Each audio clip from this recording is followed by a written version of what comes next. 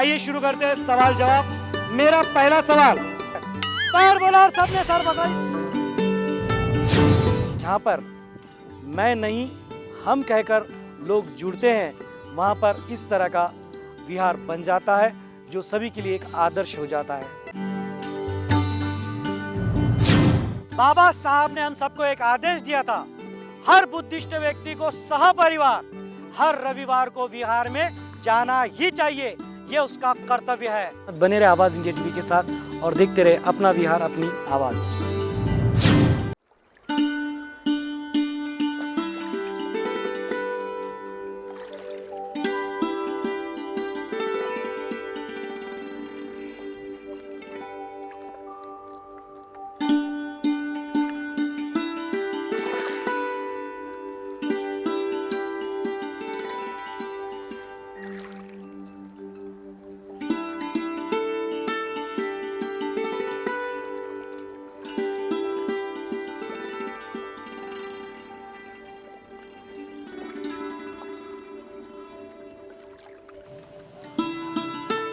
नमो बुद्धाय, जय भीम दर्शकों।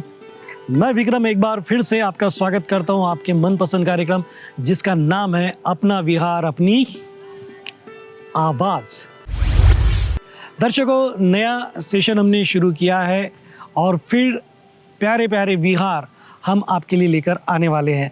इसमें कुछ वही पुराने विहारों को हम रिपीट कर रहे हैं ताकि इन कुछ सालों में उनमें क्या क्या बदलाव हुआ है, कितनी तरक्की कर ली है, किस तरह धम्म कार्य बढ़ गया है, ये भी हम दिखाने का प्रयास करेंगे। साथ ही साथ नए विहारों को भी हम आपके इस प्यारे कार्यक्रम में शामिल करने वाले, लेकिन उसके लिए हमें आपका सहयोग होना बहुत ज़रूरी है। तो दर्शकों, आज हम आए हैं भंडारा में और भंडारा के सिद्धार्थ बुद्ध विहार जो कि भोजापुर में आता है, वहाँ पर हम आ चुके हैं। ये विहार लगभग 7 सालों पहले हम ले चुके हैं। जी हाँ, एपिसोड नंबर 130 ये विहार अगर आप पहले का देखना चाहो तो देख सकते हैं। और आज फिर से ये विहार हम ले रहे हैं, आपके सामने हम प्रस्तुत कर रहे हैं। क्या बदला है इतने सालों में, आइए आप भी जानिए और हम भी जानने की कोशिश करते हैं आप ही के साथ। चलिए।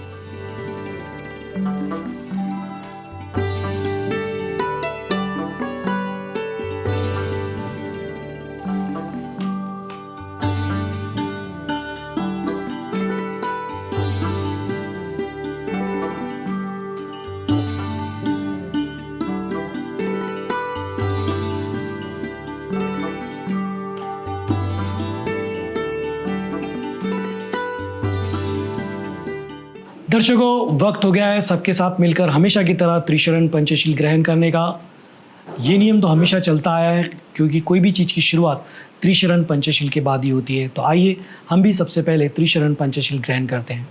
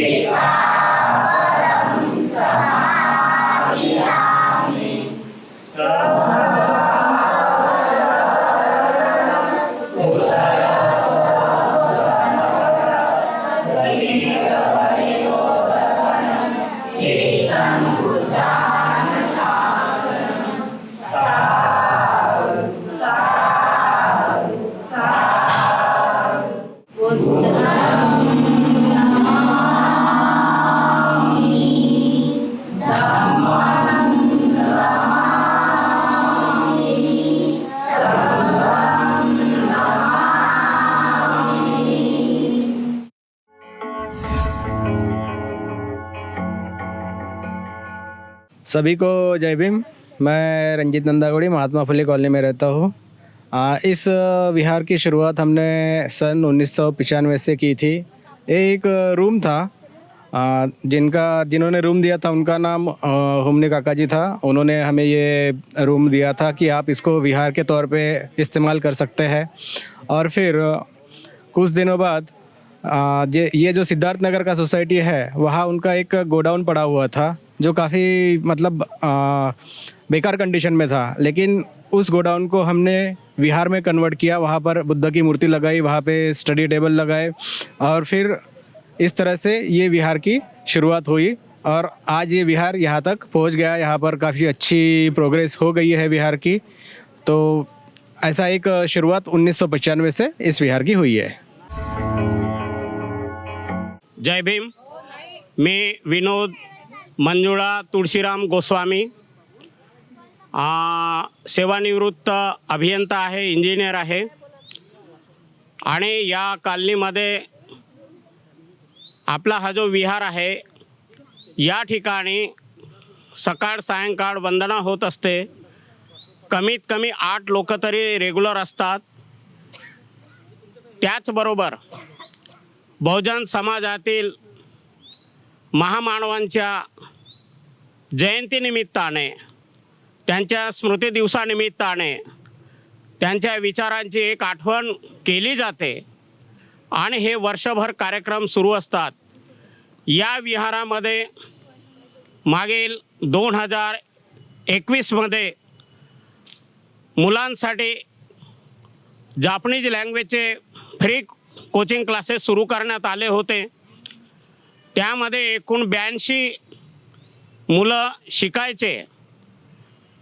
सगळ्या समाजाचे SC ST OBC सर्व समाजाचे मुलं या ठिकाणी यायचे। एकूण 82 मुलं होते त्यावेळेस आणि काही काळानंतर एकूण 12 मुलांनी N5 एक्झाम दिली, त्यामध्ये 7 मुलं पास झाले। त्यानंतर त्यामध्ये पुन्हा N3 काही मुलांनी दिली, परंतु ते पुढे सक्सेस होऊ शकलं नाही। या विहारामध्ये 10 दिवसीय धम्मशिबिर झालं। आदरणीय सुनीती भंते यांच्या नेतृत्वाखाली एकूण 8 भिक्खुनी संघ नागपूरहून इथं आलेला होता 2022 मध्ये आणि या ठिकाणी शिबिर सुद्धा झालं। त्यानंतर नियमितपणे वर्षाला शिबिर होत असतात। 1 दिवसीय, 2 दिवसीय, 3 दिवसीय असे शिबिर या ठिकाणी आयोजन करण्यात आलं होतं या शिबिरांचा। आजही या कॉलनीतील शिकलेले सुशिक्षित रणजित नंदागौडी यांच्या अथक प्रयत्नाने लहान मोठ्या मुलांना एक गाईडलाईन्स दिलं जाते। त्यांचा नेहमी प्रयत्न असतो आणि आपल्या विहारामध्ये 2 लोक या विहाराची स्वच्छता राखतात। ते रेग्युलर असतात। एक आहेत घरडे सर ज्यांचं वय 82 आहे, दुसरे आहेत बनसोड साहेब ज्यांचं वय 72 आहे। ते दोन्ही लोक या विहाराची स्वच्छता ठेवतात आणि रेग्युलर त्या या विहारामध्ये कार्य करत असतात। सर्वांना मैत्रीपूर्ण जय भीम। मी ताराचंद नंदागौडी, सेवानिवृत्त शिक्षक, सामाजिक कार्यकर्ता। आपण या विहाराची प्रगती व्हावं या उद्देशाने आपण सर्वांनी प्रयत्न करायला पाहिजे, हातभार लावायला पाहिजे आणि भविष्यामध्ये आपल्याला या विहाराचे थोडं एक्सटेन्शन करायचं आहे। तर इंजिनियर निखाडे यांनी नकाशा काढून दिलेला आहे आणि त्याला जे काही आर्थिक वगैरे मदत लागेल ते आपणा सर्वांना द्यायची आहे आणि हा नकाशा आहे माझ्याकडे, तर त्या नकाशाप्रमाणे त्या विहाराची रचना होईल। दर्शकों, मेरे साथ जो इस तरह युवा आपको नज़र आ रहा है, इनका नाम है साहिल मेश्राम। ये युवा एक क्रांतिकारी कदम उठा चुका है। ये एक शिक्षक के तौर पर भी यहाँ पर जो विद्यार्थी आते हैं सीखने के लिए, उन्हें जापानी लैंग्वेज इन्होंने सिखाई है और उन्हीं में से लगभग 7 से 8 कितने हुए, 8 विद्यार्थियों का चयन भी हो चुका है। इस तरह के युवा हमारे समाज में होना बहुत ज़रूरी है और ये इस विहार में है। तो हमने जब पहले हमारा पैकअप हो चुका था, लेकिन जब मुझे इनके बारे में पता चला तो मुझे लगा कि आपको बताना ज़रूरी है कि इस विहार में इस तरह के हीरे भी हैं और ऐसे युवाओं को आगे आना चाहिए। आज ये जिस जगह पर है, भले इनके पास अभी फ़िलहाल में कोई इस तरह के प्रमाण पत्र वगैरह नहीं होंगे, लेकिन बावजूद इसके इन्होंने विद्यार्थियों को उस लेवल पर पहुंचा दिया है जो लेवल पर वो नहीं पहुंच सकते थे। थोड़ा सा बताएं ना कैसे क्या विद्यार्थियों को कोर्स का। कोरोना काल में जब कोरोना ख़त्म हुआ तो सभी बच्चे घर में थे, तो हम तब लैंग्वेज यानी पढ़ रहे थे। मेरी पुणे से चालू थी, तो चलो बोला कि खाली पीली बैठने से अच्छा बिहार में कुछ पढ़ाते अपन। तो ऐसे लड़के आए, पहले 5-6 आए, फिर धीरे धीरे आजू बाजू में मालूम हुआ तो सभी लोग आए। तो फिर ऐसे फिर दिसंबर में वैकेंसी निकली तो सभी को बोला कि चलो भर लेते फॉर्म वगैरह, जो होगा देख लेंगे। तो सभी ने फॉर्म वगैरह भरा और योगा देखे कि वो एग्ज़ाम भी क्रैक किए और उसमें से एक टीचर भी थी जो स्कूल में, वो भी पास हो गए और बच्चे भी पास हो गए। 12 में से 8 पास हो गए थे। क्या बात है। चलिए, आपको बहुत बहुत हमारे शुभकामनाएं, बहुत बहुत मंगल कामनाएं कि इसी तरह आप कार्य करते रहें। तो दर्शकों, एक बार इनके लिए जय भीम हो जाए। सर्टिफाइड भी हूँ मैं N4। अभी उन्होंने सर्टिफाइड भी हो गए हो। चलिए ठीक है दर्शकों, थैंक यू। दर्शकों, इस विहार में जो आपने फूलों की खूबसूरत सजावट देखी है, रंगोली देखी है, वो इन्हीं 4 उपासिकाओं ने की है। और हमारा नियम है कि जो भी इस तरह की सजावट करता है हम उन्हें साधुवाद ज़रूर देते हैं। तो आप सभी को बहुत बहुत साधुवाद कि आपने इतना अच्छा कार्य किया और इसी तरह आप धम्म कार्य करते रहेंगे और अपना सहयोग धम्म कार्यों में देते रहेंगे, ऐसी अपेक्षा भी हम आप सभी से करते हैं। जय भीम। जय भीम।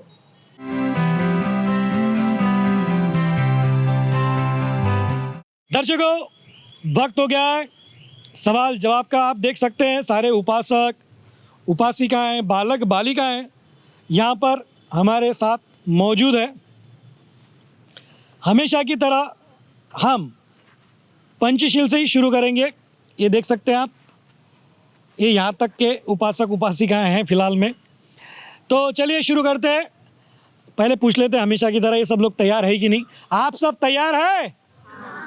आपको लग रहा है आवाज़ से तैयार है करके? तैयार है? ये ज़बरदस्ती का था। तो चलिए देखते हैं। अभी मैं सवाल जवाब शुरू करता हूँ।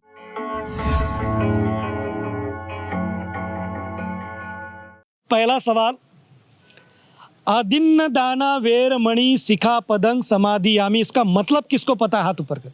सबसे पहले हाथ ऊपर के आ जाइए इधर। 2 हाथ ऊपर हुए हैं और पहला हाथ इन्होंने ऊपर किया। जय भीम। जय भीम। आपका परिचय दे। शालू बागड़े, जी। महात्मा फुले कॉलोनी भंडारा। जी, ये पूरा पता हो गया इनका। अब आप जवाब दीजिए। अदिन्न दाना वेरमणी शिक्षापदम समाधियानी म्हणजे न दिलेल्या वस्तू घेणे, न दिलेली वस्तू स्वीकार न करणे। अच्छा, इनका कहने का तात्पर्य ये है कि जो चीज़ मुझे नहीं दी गई है वो मैं नहीं लूँगा, यानी कि मैं चोरी करने से अलिप्त रहने की शिक्षा ग्रहण करता हूँ या करती हूँ। बराबर है? जी। लेकिन आपने जो जवाब दिया ताई वो तो गलत हो गया, ऐसा मैं बिल्कुल नहीं बोलूँगा। बिल्कुल सही है, जोरदार तालियां। चलिए, पहला जवाब तो हमें सही मिल गया है। अब देखना है कि दूसरा जवाब हमें सही मिलता है कि नहीं। बाबा साहब का विवाह कौन से वर्ष में हुआ था? टिक टिक टिक टिक टिक टिक टिक टिक। कोशिश कर सकते, गलत भी हुआ तो चलेगा। आ जाइए इधर, कोशिश कर सकते। जय भीम। जय भीम। आपका परिचय दें। मी लीला धरना देशपांडे, महात्मा ज्योतिबा फुले कॉलोनी इथे राहते। जी। जवाब क्या है? जवाब है, बाबा साहब का रमाबाई से विवाह हुआ था तो वो 1806 में 1906। हाँ 1906 में 1906 में हुआ है। हाँ ठीक है। गलत है क्या? सब लोग ऐसे देख रहे हैं कि क्या होगा क्या होगा, और मैं आपको बता दूं कि इनका जवाब बिल्कुल गलत नहीं है, बिल्कुल सही है। जोरदार तालियां। बिल्कुल सही जवाब है आपका। 1906। देखिए क्या बात है, बिल्कुल सही जवाब मिला है। बाबा साहब ने संविधान लिखा, यानी ये जो घटना लिखी है उन्हें घटना के शिल्पकार कहा जाता है। ये घटना के शिल्पकार, ये उपाधि किन्होंने उन्हें दी थी? हाँ, घटना के शिल्पकार ये किसने उन्हें कहकर संबोधित किया था सबसे पहले?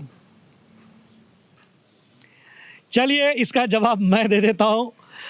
टी कृष्णमूर्ति ये है जो संविधान के लिए जो समिति बनाई गई थी उसके ये सदस्य थे। उन्होंने सबसे पहले ये कहा था। आप मेरे लिए ताली बजा ली भैया।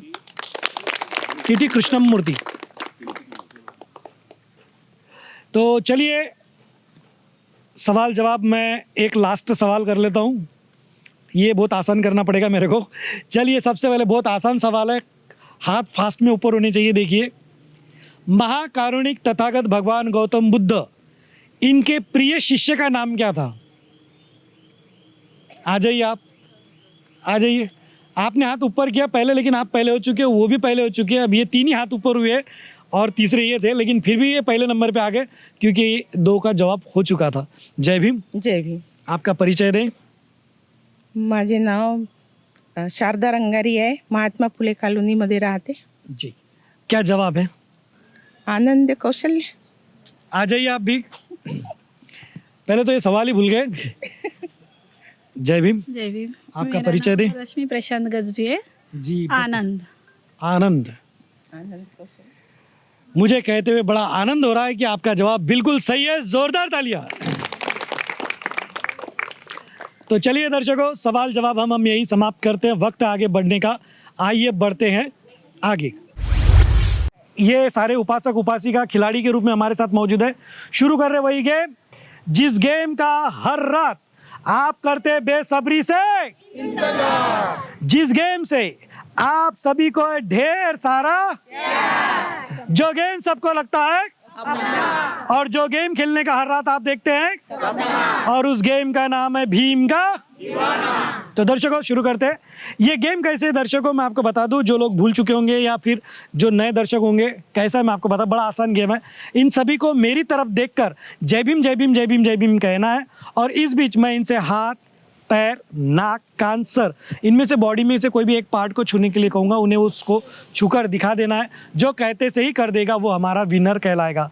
क्या क्या पहले एक बार ट्रायल ले लूँ? ओके, ट्रायल ले लेते हैं, देख लेते सब कुछ ठीक ठाक है कि नहीं। ओके रेडी, हम ट्रायल ले रहे हैं। पहले फास्ट होना चाहिए, धीरे चलता नहीं, एकदम फास्ट फुर्ती के साथ। हाथ नीचे करिए, पहले फ्री कीजिए। ओके, कान को हाथ लगाइए। क्या बात है, ले लीजिए नीचे। थोड़ा फास्ट, इतने धीरे नहीं चलता है। ले लीजिए नीचे, नीचे ले लीजिए। हाँ ओके दर्शकों, इन सभी को मैंने कान छूने के लिए कहा है और सबने छूकर दिखा दिया है।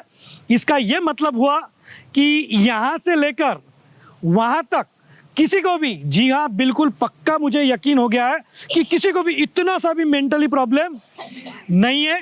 सब दिमागी रूप से विकसित है, सामान्य है, स्वस्थ है, मस्त है और ये ऐसे ही रहे। हम ऐसी कामना भी करते हैं। तो चलो अब देखते हैं कि गेम शुरू होने के बाद क्या ये ऐसे ही रहते हैं। तो आइए शुरू करते हैं भीम का दीवाना।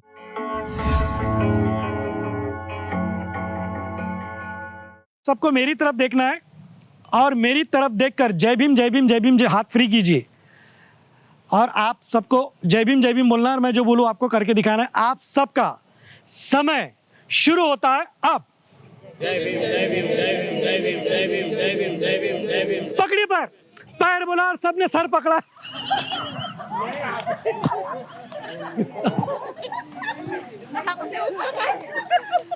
आपको क्या करने के लिए बोला था? पैर पकड़ने के लिए बोला था और आपने क्या किया है? सर पकड़ लिया है। तो दर्शकों ये बेचारे सदमे में है, गहरा शॉक लगा इनको कि ये क्या हो गया। तो दर्शकों ये हुआ वही है जो हमेशा होता आया है और सदियों तक अगर मैं रहा तो ये चलता रहेगा जब तक हमारा ये कार्यक्रम चलता है, क्योंकि हमारे बाबा साहब का जादू कभी कम हो ही नहीं सकता।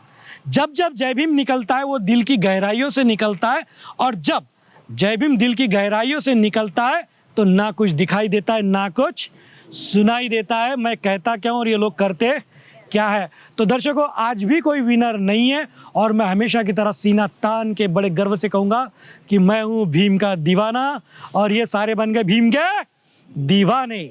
बढ़ते हैं आगे।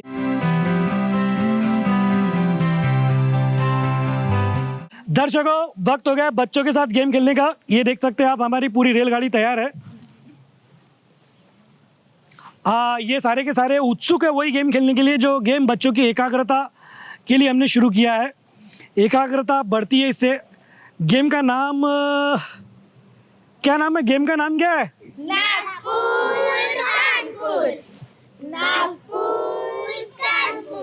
ओके ओके ओके, आ गई मेरी याददाश्त आ गई है। गेम का नाम है नागपुर कानपुर। अब ये कैसे मैं आपको बता दूं। बड़ा आसान गेम है दर्शकों। इनको ऐसे करना है, ऐसे करना है, ऐसे करना है, ऐसे करना है और यही चीज स्पीडली करनी है। आइए देखते हैं ये कैसे करते हैं। Okay ready? हाँ ओके, ऐसे करो, नीचे करो, अब ऐसे करो, नीचे करो, अब फास्ट करो, फास्ट, जल्दी फास्ट, जल्दी फास्ट। इसका पेट्रोल खत्म हो गया है। जल्दी जल्दी फास्ट, जल्दी जल्दी जल्दी। इसको नागपुर नहीं दिख रहा, कानपुर किधर चला गया?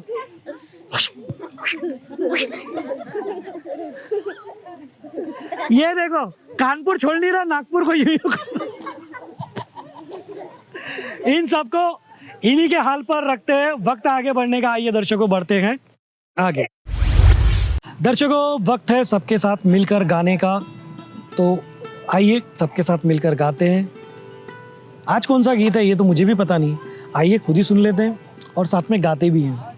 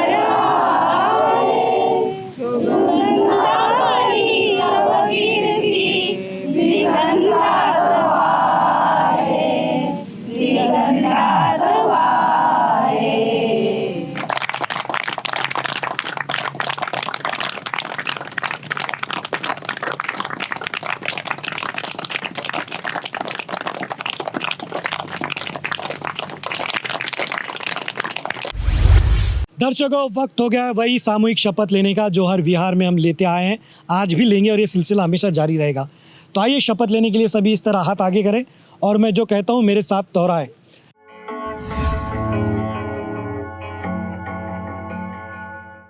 हम सभी बौद्धजन बाबा साहब के अनुयायी मिलकर ये शपथ लेते हैं हम सहपरिवार हर रविवार और छुट्टी के दिन परिसर के विहार में जाएंगे,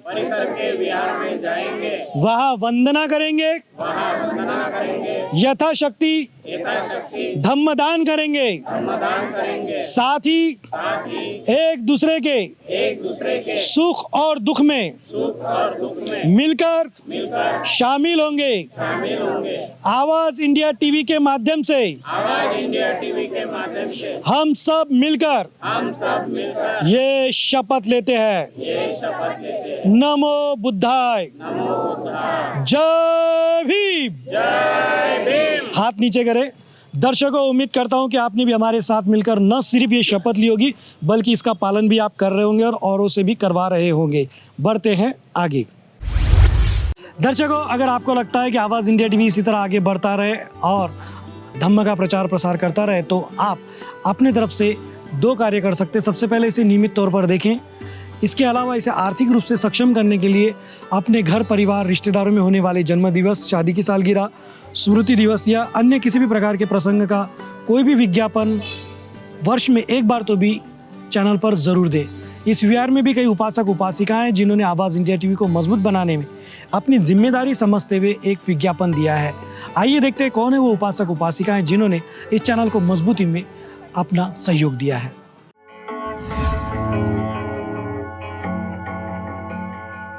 आवाज इंडिया टीवी को विज्ञापन देकर हमने जिम्मेदारी निभाई, अब आपकी बारी।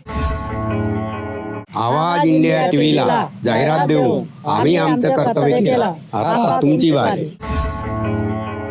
आवाज इंडिया टीव्हीला जाहिरात देऊन आम्ही आमच्या कर्तव्य केलं, आता तुम्ही पण द्या।